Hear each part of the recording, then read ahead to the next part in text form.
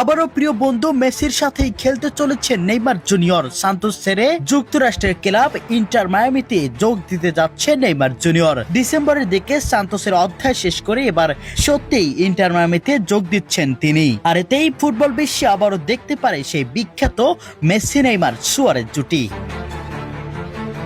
Football প্রেমীদের জন্য আবারও আসতে পারে এক অবিশ্বাস্য খবর। নেইমার জুনিয়রের ভবিষ্যৎ নিয়ে নতুন করে শুরু হয়েছে জোর আলোচনা।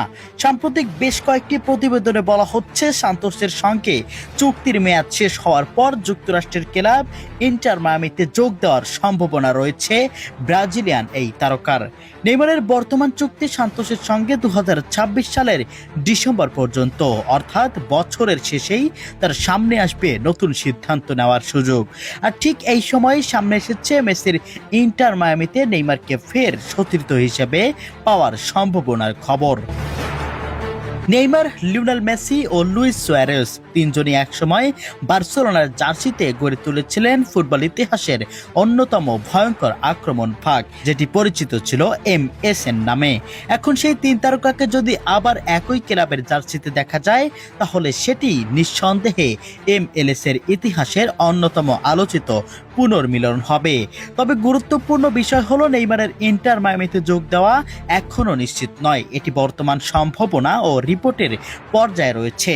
এমনকি কিছু প্রতিবেদনে বলা হয়েছে নেইমার MLS এ যাওয়ার ব্যাপারে আগ্রহী হলেও নির্দিষ্টভাবে ইন্টার মায়ামিতে যোগ দেওয়ার চূড়ান্ত সিদ্ধান্ত এখনো হয়নি। তাই এখন সবার চোখ নেইমারের ভবিষ্যতের দিকে। ডিসেম্বরের পর তিনি কি সান্তোসেই থাকবেন নাকি পাড়ি জমাবেন যুক্তরাষ্ট্রে? আর যদি শেষ পর্যন্ত নেইমার ইন্টার মায়ামিতে যোগ দেন, তাহলে বহু বছর পর আবারও একই মাঠে মেসি, নেইমার আর সুয়ারেজকে একসঙ্গে দেখার স্বপ্ন পূরণ হতে পারে কোটি কোটি ফুটবল ভক্তের। প্রিয় দর্শক, আপনাদের কাছে কি মনে হয়, এই মুহূর্তে কি নেইমার জুনিয়রের ইন্টার মায়ামিতে যোগ দেওয়া ঠিক হবে? কমেন্ট বক্সে অবশ্যই জানিয়ে যাবেন।